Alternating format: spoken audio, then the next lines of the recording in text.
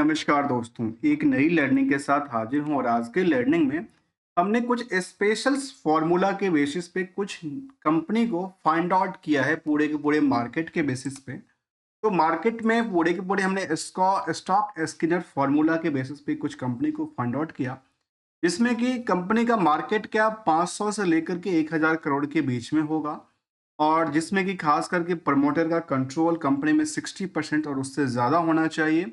DI की holding कम से कम 1% और उससे ज़्यादा की हमने एक कंडीशन डाली थी। साथ में एक कंडीशन जो काफ़ी अट्रैक्टिव करता है और वो है प्राइस टू अर्निंग की। प्राइस टू अर्निंग का मतलब ये हो गया जो भी करंट मार्केट की सिचुएशन प्राइस है और कंपनी की अर्निंग पर शेयर का नंबर कहता है उस बीच में 20 मल्टीपल से ज़्यादा की प्राइसेस नहीं होनी चाहिए। तो ये कुछ हमें अट्रैक्टिव दिखाएगी और कुछ मल्टीबैगर साबित भी होने के चांसेस दिखाएगी। भले ही कंपनी में निवेश का कंटेस्ट कैसा है कितना है वो इसमें हमने फॉर्मूलाज में नहीं डाला कंडीशन को लेकर के। चलिए हम लोग जानने की कोशिश करते हैं ऐसे ही कुछ स्टॉक को जिसपे हमने रिसेंटली 2-3 कंपनी पे हमने स्टडी किया था, वो हमारे एक प्लेलिस्ट में अवेलेबल होगी। अब हम नई कंपनी को लेकर चर्चा करते हैं। इस कंपनी का नाम है एके कैपिटल। बेसिकली ये मर्चेंट बैंकिंग सर्विस प्रोवाइड करने वाली कंपनी है। कहती है जो डेट्स एडवाइजरी सर्विसेज की बात किया जाए या साथ में प्रोवन ट्रैक रिकॉर्ड को लेकर कंपनी कहती है। इन्वेस्टमेंट बैंकिंग का कामकाज है, ब्रोकिंग एंड डिस्ट्रीब्यूशन का कामकाज करती है। साथ में कंपनी फाइनेंशियल सर्विस भी प्रोवाइड करती है जो कि आमतौर पे जो कि एनबीएफसी करती है उस तरह की। और इसको एज पर द शेबी के मुताबिक इसको क्या मिला हुआ है एज ए मर्चेंट बैंकिंग के तौर पे कैटेगरी 1 मर्चेंट बैंकर के लिस्ट में इनको शामिल किया गया है। कंपनी 1993 में बनी थी एके कैपिटल सर्विस लिमिटेड के नाम से। ये बीएससी लिस्टेड कंपनी है और जिसके अकॉर्डिंग मार्केट ने जो भी रैली क्रिएट किया, कई बार मार्केट चलती है कई बार गिरती है, मैं उसमें ज्यादा पचड़े में नहीं पड़ता हूं। मैं इसकी फंडामेंटल स्ट्रेटजी को यदि समझने की कोशिश करेंगे तो मार्केट क्या कहना चाहती है उसके मुताबिक यदि देखा जाए तो आज भी इसकी स्टॉक प्राइस जो हमने फॉर्मूला के बेसिस पे क्रिएट एक फाइंड आउट किया था उसके मुताबिक आज भी देखा जाए तो इसमें बुक वैल्यू के मुताबिक आज भी 93% ही करंट प्राइस इसकी चली है। जबकि हायर टू हायर की बातें कर रहा हूं, जबकि हायर टू हायर की बातें 1390 पे है। इसका मतलब ये दर्ज करती है कि 734 रुपए से चल के 100% की आसपास उछाल क्रिएट करती हुई नजर आती है। अर्थात सीधा सीधा देखा जा सकता है ये अप ट्रेंड के लिए बनती है। यदि कंपेयर करते हैं इनको इंडस्ट्री इंट्रिंसिक वैल्यू से तो ये भी कह सकते हैं कि इंट्रिंसिक वैल्यू थोड़ा सा कमजोर रहा है from the part of the book value, but आज भी इंट्रिंसिक वैल्यू के नियर अबाउट की बात कहती है। यदि इंडस्ट्रियल के पी के मुताबिक अब इस कंपनी को फाइंड आउट करते हैं तो हमने जैसे कहा था कि अर्निंग पर शेयर के मुताबिक अर्निंग पर शेयर के अगेंस्ट की बात किया जाए तो इसके मुताबिक यदि करंट मार्केट की जो प्राइस है वो 20 और उससे मल्टीपल से ज्यादा ना होना चाहिए तो उसके मुताबिक देखा जाए तो केबल और केबल 10 से भी काफी छोटा सा स्टॉक की कैटेगरी में आता है। केबल जितना करीब 140 रुपये पर शेयर की कंपनी कमाई करती है और उसके पीछे जो मार्केट की डिमांड है वो करीब 10 गुने के आसपास की उसको खरीदने की भीड़ है। कंपनी का मार्केट में बहुत ज्यादा नंबर ऑफ शेयर की बात नहीं कहती है, 76 करोड़ की नंबर ऑफ शेयर की बातें करती है जिसकी वजह से मार्केट कैप नियरली 878 करोड़ के आसपास आंकड़ा देती है।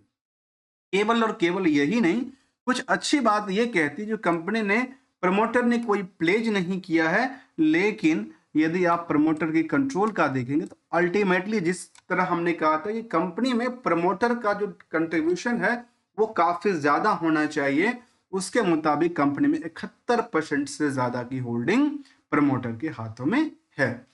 अब आते हैं कुछ और पहलू और पहलू में आती है कि आखिर कंपनी में डेट्स का रेशियोज क्या कहती है, करंट रेशियो की नंबर क्या कहती है और प्रॉफिटेबिलिटी आखिर कंपनी कितनी जनरेट करती है अपने इस ओवरऑल बिजनेस से लेकर के, इसको भी चर्चा करेंगे। उससे एक नज़र पहले यदि अभी आज तक आपने मेरे चैनल को सब्सक्राइब ना किया हो तो शायद एक बार आप चैनल को लाइक और सब्सक्राइब भी कर लीजिए, क्योंकि अब यहाँ पे हम कंप्लीट डिटेल स्टडी की बातें करते हैं विदाउट किसी ट्रेडिंग एडवाइजरी और नोट्स। जिसमें हमने फॉर्मूला बेस पे ये डेटा बेस जो निकाला था, ये कह सकते हैं कि एक निचोड़ निकाला कि भाई हमें पूरे पूरे पूरे मार्केट में केवल यही डेटा चाहिए, और उसमें हमारे सामने कुछ कंपनी की लिस्ट आती है जिसमें हमने कुछ कंपनी की लेकर के चर्चा कर रहे हैं। यहाँ पे बात आती है डेट टू इक्विटी को लेकर के, और हम अक्सर कहते हैं जो कंपनी जो कर्ज लिया है उसका यूटिलाइजेशन क्या कर रही है, ये बहुत बड़ा सवाल बन जाती है। और करंट रेशियो के नंबर के बारे में कहते हैं कि क्या इसको लेकर इसको हिट तो नहीं कर दिया, क्योंकि सेल्स को उधार बुक करके, तो नहीं। जो फाइनेंशियल कंपनी है ऐसा नहीं करते नॉर्मली, लेकिन इसको फाइनेंशियल कंपनी के अंदर थोड़ा सा करंट रेशियो के नंबर और कर्ज की सिचुएशन भी थोड़ा सा हैवी रहता है। आइए इसको भी जरा जानने की कोशिश करते हैं, जहां कंपनी डिविडेंड भी पे आउट करती है 118% के हिसाब से, किसके हिसाब से, फेस वैल्यू 10 के हिसाब से। जहां तक आरओई आरओसी का सवाल है तो 10% के नियरली घूमती नजर आती है। और मार्केट की यदि हम स्ट्रेंथ की बात करें तो पिछले एक महीने के ट्रेंडिंग में ये ओवरऑल 18% से ज्यादा मूव कर चुकी है। जब तक मैंने कहा था कि मार्केट में करंट प्राइस में कई बार अप डाउन चलती रहती, जैसे यहाँ पे देखा कि ट्रेंडिंग में थोड़ा सा डाउन साइड चला है और बिकवाली का प्रेशर चला, जैसे यहाँ भी चला था, फिर मार्केट उछला, तो ये ऐसी मार्केट में चलती रहती है। जहां तक पिछले एक साल के दौरान की बात करें तो अल्टीमेटली 82%, और पिछले 5 साल के दौरान में करीब करीब 400% से ज्यादा की स्टॉक प्राइस में डिमांड बढ़ चुकी है। अब आते हैं इनकी फाइनेंशियल पोजीशन को लेकर के, और फाइनेंशियल पोजीशन के मुताबिक यदि हम इनकी फाइनेंशियल ईयर 2024 तक की डेटा की बात करें तो लगातार 20 से लेकर के 24 तक में लगातार इसका ट्रेंडिंग हमेशा के लिए अप टू अप के लिए खुलती नजर आती है। जैसे इनका हमने चार्ट लेवल के लिए कहा कि अप ट्रेंड दर्ज करती है, वैसे ही यहाँ 27% से लेकर के टोटल नेट इनकम में 4% की ही वृद्धि कर पाती है। ओवरऑल यदि हम लास्ट क्वार्टरली और क्वार्टरली डेटाबेस को समझने की कोशिश करें तो समझ में आ पाती जो कंपनी मार्च तक तो काफी बेटर रिजल्ट क्रिएट कर रही थी, लेकिन जून में एक धराम से गिरती हुई नजर आती, और जून और सितंबर में सेम डायरेक्शन से इन्होंने स्टेबल रहने की कोशिश किया और सस्टेन करती नजर आई है। जहां तक 3% की वाई में गिरावट के साथ साथ नेट इनकम में ऑन एवरेज न्यूट्रल साबित होती है। इसके अलावा यदि हम इनकी लास्ट 12 महीने के डेटाबेस को लेकर के या इंटरेस्ट की बर्डन को लेकर, क्योंकि यहाँ पे कंपनी के पास इंटरेस्ट की बर्डन काफी ज्यादा होगा, क्योंकि कंपनी ने कर्ज भी काफी ज्यादा लिया हुआ है। तो लास्ट 12 महीने की डेटाबेस कहती है जो कंपनी के पास ऑलमोस्ट जो सेल किया था 514 करोड़ का सेल का आंकड़ा दर्ज करती है, जिसको हम रेवेन्यू कहते हैं। उसके मुताबिक देखा जाए तो कंपनी में इंटरेस्ट की बर्डन काफी ज्यादा ही शताती नजर आती है, और यदि मुझे लगता है कि इंटरेस्ट की बर्डन कंपनी थोड़ा सा कम कर ले तो शायद इनके लिए जो गुब्बार वाली चीजें हैं वो बहुत ज्यादा मार्केट में उछल के क्रिएट हो पाएगी। तो यहाँ पे कंपनी का कंपेरिजन टू द सेल्स के मुताबिक जो है वो काफी ज्यादा मान लेते हैं। यदि उसको हम उसके मुताबिक देखते हैं तो 514 करोड़ के मुताबिक 40% की जो बर्डन है वो केवल और केवल इंटरेस्ट को फैक्टर को लेकर के बनी हुई है। ओवरऑल कंपनी 93 करोड़ की प्रॉफिट बुकिंग करती है, और पुराने के पुराने सारे ट्रैक रिकॉर्ड के मुताबिक सबसे बेटर करती अभी तक नंबर बेस पे लगी है।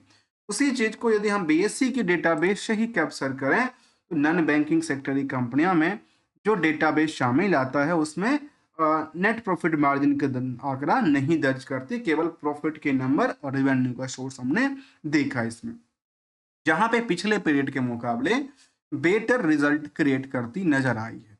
अब आते हैं इनकी कुछ सीजीआर को लेकर के। तो कंपनी का सीजीआर डेटा ये कहता है जो कंपनी ऑन एवरेज सेल्स में बेटर करती नजर आई है, धीरे धीरे ही सही, और प्रॉफिट में ऑन अप डाउन के सिचुएशन में ऑन एवरेज बराबर रहा है, न्यूट्रल रहा है, कहना कुछ बड़ी बात नहीं है। लेकिन स्टॉक प्राइस सीजीआर में एक रैली धीरे धीरे करके क्रिएट करती नजर आती है, जहां पिछले एक साल में करीब 90% तक की उछाल आई है। रिटर्न ऑन इक्विटी इनको सपोर्ट देने के कगार पे है, और ऑन एवरेज हमने जब देखा तो अपने इस बिजनेस से कंपनी भले ही उन्होंने 40% का क्या दिया हो इंटरेस्ट पे आउट किया हो टोटल रेवेन्यू सोर्स पे, लेकिन 18% की प्रॉफिट बुकिंग करती है। नेट इनकम के बेस पे। इसके पीछे दो पहलू को और जानना जरूरी है कि डेटर्स को आउटस्टैंडिंग पार्ट्स क्या रहा मार्केट को लेकर के, और उसको लेकर यदि कोई रिस्क फैक्टर है तो क्या कहता है। डेट टू इक्विटी को लेकर रिस्क फैक्टर कितनी है, क्या पैसे को यूटिलाइजेशन कहाँ करती है, खाना पूर्ति कर लिया या कुछ प्रोडक्टिविटी में यूज करके रखा है। तो देखिए, यदि रिस्क फैक्टर देखें तो रिस्क फैक्टर बिल्कुल जीरो की बातें कहती है। बैलेंस शीट के डेटाबेस के मुताबिक जो कंपनी ने जो फंड रेज किया था मार्केट से और रिजर्व में पड़ी हुई फंड को जो कंपनी ने यूटिलाइजेशन किया है, वो ये दर्ज करती है जो कंपनी सबसे ज्यादा कर्ज में डूबी पड़ी है, कंपनी में लगातार कर्ज ले रही है। मुझे ये बात समझ में नहीं आ पाती, जो कर्ज इतना ज्यादा लेकर के अपनी ग्रोथ को बहुत ज्यादा करने की लगता है कि सोच में चल रही है। तो यहाँ पे कर्ज लगातार इन्होंने इंक्रीज किया है, जहां पे 2800-2900 करोड़ की कर्ज है। इस कर्ज के पैसे को किया क्या, इसको लेकर जब हमने देखा तो समझ में आया कि कंपनी के पास फिक्स एसेट्स भी ठीक ठाक है, करीब 80 करोड़ के आसपास आंकड़ा देती है। बाकी सभी फंडों को इन्होंने इन्वेस्टमेंट करके रखा है। मतलब ऐसा लगता है कंपनी लोन लेकर के स्टॉक मार्केट में क्या कर रही है, इन्वेस्ट कर रही है। सर स्टॉक मार्केट में इन्वेस्टमेंट करे तो शायद रिस्क फैक्टर ज्यादा इन्वॉल्व होती है, और बाकी यदि किसी और कंपनी में इन्वेस्टमेंट किया हो तो सर उसमें रिस्क फैक्टर कुछ और आंकड़ा देती है। जहां तक मार्केट में इनकी कैश का सवाल है, यदि स्टॉक मार्केट में ट्रेडिंग करते हैं तो कैश इनके पास अच्छा खासा होना चाहिए। तो ये कैश का आंकड़ा 43 करोड़ के आसपास आंकड़ा देती है। बाकी जो फंड इनके पास कंपनी लोन भी देती है, लगता है कि अपने जो उनके जो खास करके ब्रोकिंग सिस्टम के थ्रू जो जो क्लाइंट आती हैं शायद उनको मार्जिन देने का काम करती है, ऐसा हो सकता है जहां तक मेरी समझ में आ पा रही है। इसके अलावा मार्केट कैप को लेकर कहते हैं कि गवर्नमेंट ऑफ इंडिया 2034 तक में 6.79% की हिसाब से मार्केट इन्फो कहती है, जो कि 13/19/12 को अपडेट किया था कंपनी ने। इसके अलावा 10 ईयर का यूएस ट्राई की बात कहती है, उसका परसेंटेज बात triple A P S U और जो कि कॉरपोरेट है उनको लेकर के डेटाबेस कहती है। इसके अलावा पब्लिक इशू डेट्स सिक्योरिटी को लेकर नंबर 1 की बातें कहती है। Lead manager for the public issue for tax free bonds को लेकर के कंपनी नंबर 1 पे कंपनी कामकाज करती है। इसके साथ जो क्लाइंट मिला हुआ है जिसके साथ ये कामकाज करते हैं उसमें कहते हैं कि हमारे पास यूटीआई है, इसके अलावा कहते हैं एक्सिस बैंक है, इसके अलावा डाबर्स जैसे कंपनी भी शामिल है, जिनके लिए बार बार CGPL जैसे कंपनी और अलग अलग बजाज फाइनेंस की बातें करती है, जहाँ पे इनके साथ भी इनका क्या है कामकाज, इनकी क्लाइंट लिस्ट की बातें कहती है, जिसके लिए शायद लीड मैनेजर या उस तरह के जो स्टॉक मार्केट की मैनेजर अलग होती है उसके लिए कंपनी कामकाज करती होगी। इसके अलावा देखा जाए तो कंपनी के पास यदि ग्रुप कंपनी की बात करें तो इनके पास stock marts, stock capital finance, wealth management का काम, वेल्थ सिंगापुर में भी कंपनी है, होम फाइनेंस का काम काज करती है, और कॉरपोरेशन इनका स्टॉक मार्केट से लेकर के विदेशों तक फंड से कलेक्ट करना और इंडियन मार्केट में भी लगाना, ऐसा चीजें सामने आती है। इसको लेकर के जब हमने पीयर्स के मुकाबले कंपेयर किया इस कंपनी को तो समझ में आया कि जो इसी सेक्टर की बाकी कंपनियां हैं, चाहे जियो फाइनेंशियल की आज कर बात किया जाए या बजाज की बात किया जाए या फिर श्रीराम की बात किया जाए, उनके मुकाबले यहाँ पे निवेशकों का जो क्राउड है वो बहुत कम है। और इस क्राउड में ये देखा गया कि करीब करीब 2-2.5 हजार के आसपास लोगों का इंटरेस्ट यहाँ पे जुड़ा हुआ है। अर्थात मार्केट कैप 878 करोड़ का और 2.5 से 3 हजार निवेशकों का इंटरेस्ट जुड़ा है। और साथ में यदि इनमें हम पब्लिक होल्डिंग डीआई की बात करें तो डीआई के अंदर भी जो कि मैग्मा वेंचर्स प्राइवेट लिमिटेड के पास इनके पास 2% की होल्डिंग की बात रखी है। प्रमोटर में देखा गया कि जो कि family home consultancy private limited के पास करीब 49% की होल्डिंग है, और उनके जो प्रमोटर साहब सब हैं जो एक के नाम से चलते हैं उनके पास काफ़ी सारे होल्डिंग्स हैं। आम पब्लिक की यदि बात किया तो आम पब्लिक में कुछ बड़े प्लेयर हैं जिनके पास 1%, 4%, 3% की होल्डिंग चल रही है, जिसमें कि एम क्रेडिट से लेकर के बाकी जो इनके अलग अलग शायद हो सकते हैं, या तो इंटरनल कंपनी हो या फिर अलग से कोई रिलेटेड कंपनियां हो या कुछ बड़े ऑपरेटर्स हो जिनके पास अच्छी खासी होल्डिंग क्रिएट करता नजर आए। एनालिसिस की बातें में ये सामने आती है कंपनी कुछ बातों को लेकर के उनको ग्रोथ लेवल की बातें कहती है, और कुछ को लेकर डिमेरिट की बातें कहते हैं, जिसमें कि खास करके सेल्स का नंबर की बात करें, रिटर्न की बात करें, या डिविडेंड पे आउट की बात करें, उसमें लास्ट 3 साल में 8% की बात है। इंटरेस्ट रेशियो काफ़ी ज़्यादा है।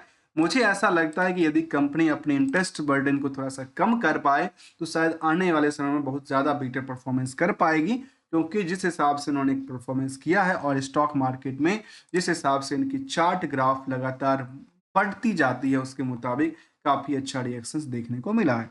लेकिन हमेशा एक ही बात मैं कहता हूँ, और वो बात ये कहता हूँ, जब तक मार्केट में अप ट्रेंड में पैसा बनता जाए बहुत अच्छी बात है। लो ट्रेंड में अब देखते हैं किसी स्टॉक को तो उसमें एसएल करके निकलना ही बेहतर होता है। साथ में यदि एक ही रेंज में मार्केट लगातार अप डाउन के सिचुएशन में जाए तो उसमें अब प्रॉफिट बुकिंग करना, दोबारा इंटर करना आसान होता है। और इस तरह के कई बार हमने देखा कि मार्केट में अपनी पैसे को भी शेविंग करना बड़ा ज़रूरी है। इसलिए कभी भी किसी स्टॉक में किसी भी चीज़ों पर आप इन्वेस्टमेंट करते हैं या ट्रेडिंग करते हैं, अपनी सोच बूझ समझ के साथ देखिए, विदाउट किसी ट्रेडिंग एडवाइजरी और नोट को लेकर के। यदि हम इस कंपनी के लास्ट कुछ सालों के डेटाबेस को देखें डिमांड को लेकर के, तो इनकी स्टॉक डिमांड में करीब करीब 10 सालों में 400% से ज़्यादा की वृद्धि दर्ज करती है। इसके मुताबिक यदि कंपेयर करते हैं तो बजाज फाइनेंस और सौम्या जैसे कंपनी से कंपेयर पीयर्स में आंकड़ा रखा गया है, और यहाँ भी इनकी छोटी सी कंपनी रही। मार्केट कैप के मुताबिक जब हमने फाइंड आउट किया था तो उसके मुताबिक एक अच्छी पोटेंशियल्स वाली कंपनी हमारे सामने निकल के आई, जिसमें बेटर अपॉर्चुनिटी की बात सामने रखती है। यदि हमारी वीडियो आपको अच्छा लगा हो तो हमारे चैनल को ज्वाइन और सपोर्ट भी कर सकते हैं। मिलेंगे कुछ नई स्टडी के साथ, तब तक के लिए आप लाइक और सब चैनल को सब्सक्राइब भी कर दीजिए। Thanks for the joining us दोस्तों।